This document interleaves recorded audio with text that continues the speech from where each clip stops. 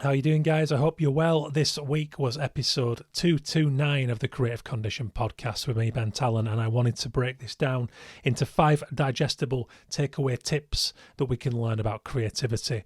So the reason I'm doing this is because the show often veers far and wide.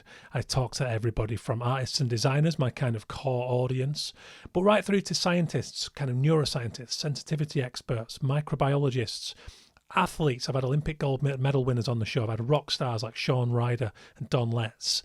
I also talk to students and kids and anyone who's got an interesting story to tell about creativity. But I think that sometimes that can feel a bit disparate. So what I wanted to do was start doing these takeaway 5 tips, what we've learned about creativity from each episode of The Creative Condition.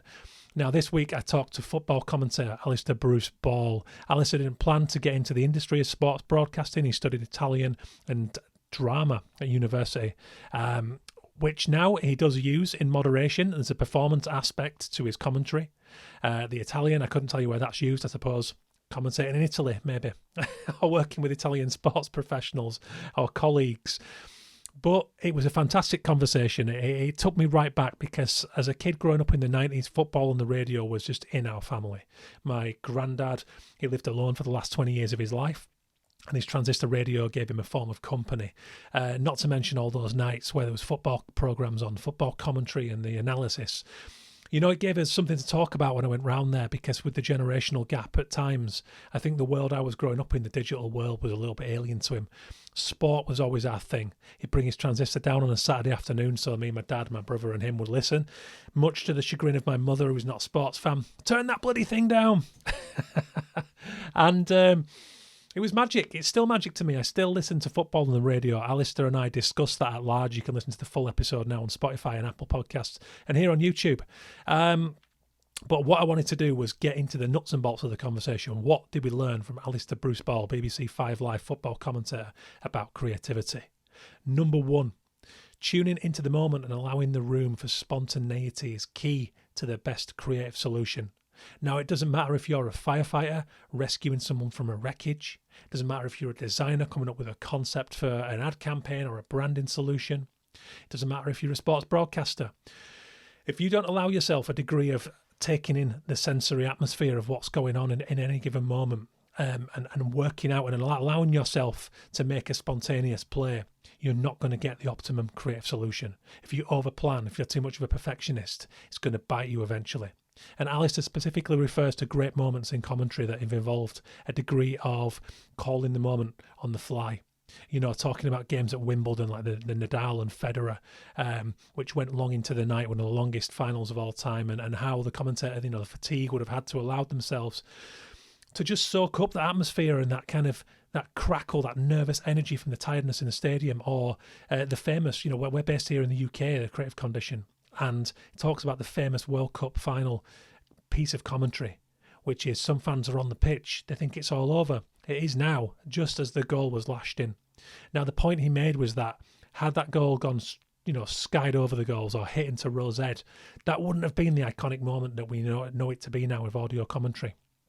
But by watching the moment and recognising the handful of fans that had gone onto the pitch, the commentator allowed himself to make that call, and fortune favoured him, and there we have one of the greatest pieces of commentary of all time. But it did hinge on a degree of luck and chance, and that's his point.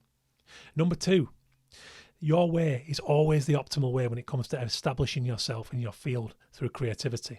Now, Alistair talks about not being formally trained for this and kind of having to go and do postgraduate study to start to get into sports broadcasting, and how he worked on local radio. And it was him showing a bit of himself, some vulnerability and some personality that allowed him to be picked up by superiors, people who would mentor him and coach him and give him the opportunities to get into the bigger industry.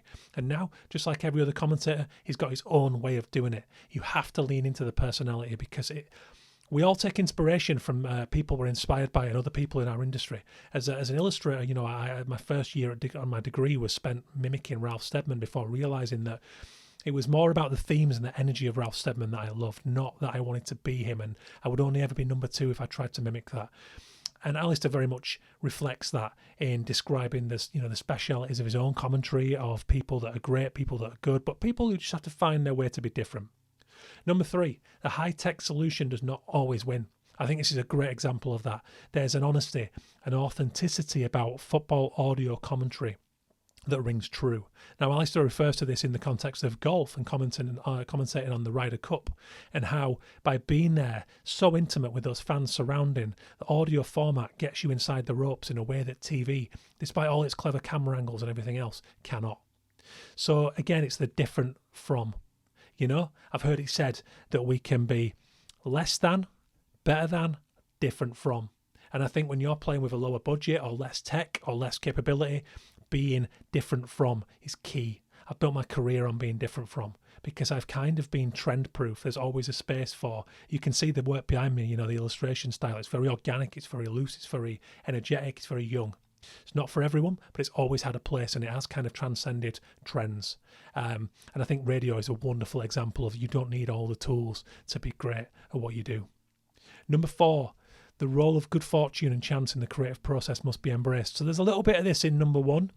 But again, Alistair talks to things like, picking up on fan behaviour in a stadium, the way that things can contrive to go against you. Maybe you've got bad weather, maybe there's tech problems. There is going to be good and bad fortune in a medium like sports broadcasting, where it's very much in the moment. You have to travel to stadiums, you have to deal with a lot of moving parts, and things might fall in your lap that make for a career high.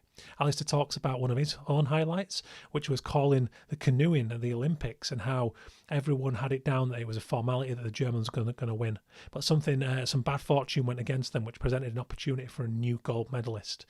And Alistair was right there to call it when the UK won that gold medal. As he came down the rapids, it was a sport he'd never called or he'd never commentated on before.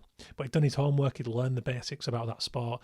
And when the moment happened, he allowed himself to play into that good fortune that had presented itself, and he got a career high out of it. Number 5, remaining focused on the present when things do not go as planned is key to minimising the damage. Now, Alistair tells a brilliant story about Tiger Woods and how he was always amazing at, when he dropped points. I'm not a golf fan, to forgive my lack of language. I think it's a double bogey. When he had a double bogey and lost a step on his competitors, he didn't dwell. He didn't fall into a negative thought spiral, a doom loop, or a victim complex. He didn't get that chip on his shoulder like, how the hell has this happened? It's such bad luck. It was kind of, nope, you have to stay laser focused on the present moment. Let it go. It's happened. It's done. Move forward. Because if you don't, you miss the opportunity that's going to be right there in front of you in the next moment. And that speaks to our relationship with luck and how we have to always be sympathetic to that. We always have to lean into luck and fortune because we can't control it. There are things out of our control. But if we're aware and we're attuned to them, they can really favour us. So there you have it. 5 things learned from Alistair Bruce Ball, football commentator on BBC Radio 5. You can hear the full episode now on The Creative Condition. Episode 229 available where you get your podcasts, or right here on YouTube. You can pick up the Creative Condition book if you like this stuff. It's a whole deep dive into the biography of creativity. It's available now. bentalonwriter.com/shop for your signed paperbacks, or the Kindle store for your ebooks. Cheers, guys. See you next time.